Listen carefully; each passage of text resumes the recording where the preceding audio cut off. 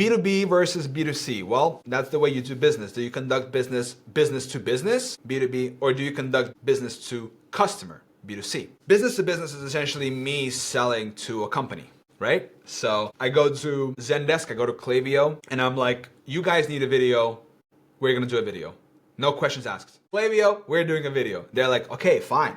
If you want to do a video, we'll do a video. So that's selling to a business. B2C is selling to a customer, to an individual person, right? So for example, Nora comes to me and she's like, George, I need consulting services, or I need coaching services, or I need you to help me with something, with letting go of the control, with delegating, right? I'm a professional let goer.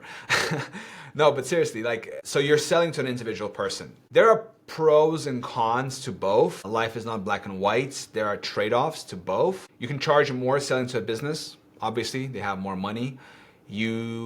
Sometimes the deliverable is easier to a business from my experience. Selling to consumers is probably more scalable. It just depends on where you find yourself, I feel like, in business, you know, because yeah, it's funny how life works, right?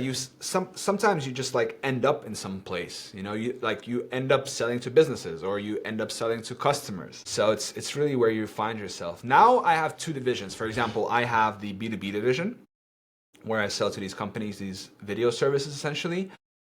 But I'm also working on a B2C side of things, where I am selling digital products, educational courses to individual customers, right? Individual people. So there's two, and then eventually, like in the next year or so, I want to fade out the B2B side, most likely, and I want to go all in onto the B2C side, right?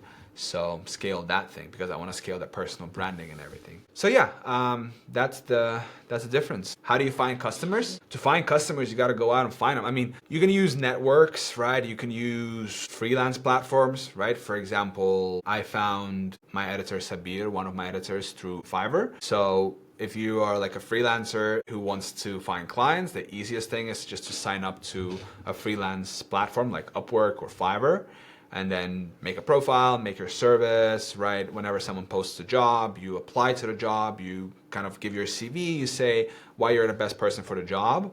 So that's one thing.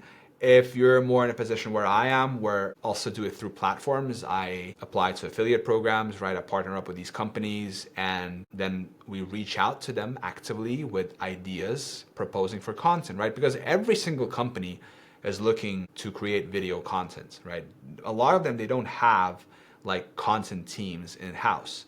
And so, but they still want to have their reputation, their brand thing online. And so that's why they're willing to pay money for content creators like myself to create high quality content about their company. Tutorials, you know, whatever, videos, educational material about it.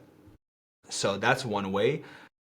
Cold calling, cold emailing, right? I get emails all the time from people saying, hey, I'm a graphic designer. Hey, I'm a video editor. This is what I do. So like, go out and like find clients essentially, you know?